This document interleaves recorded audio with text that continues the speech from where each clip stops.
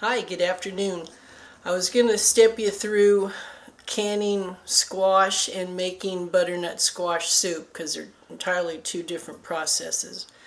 I think you remember a couple of weeks ago when I canned the squash, and so you have to start out with raw squash. You peel it and then you chunk it up and you put it in the jars and then you pressure can it for 90 minutes.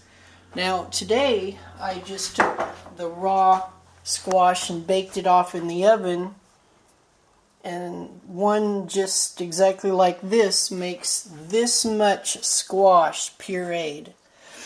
I add a little bit of organic chicken stock to it as I do it because otherwise it just sticks in there and it won't puree good. So you put a little chicken stock in and then put some chunks of squash and puree it for about 50 seconds, and then you get this. So this is actually one squash. I was just amazed. I didn't realize it would make this much, but it did.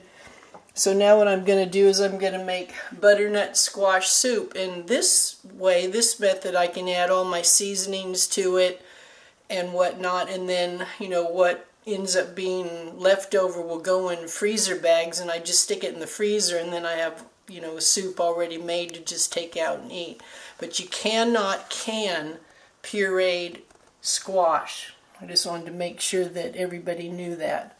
So if you're going to can it, you have to cut it up raw and do it like I did a week or so ago, and 90 minutes in a pressure canner. Okay, bon appetit.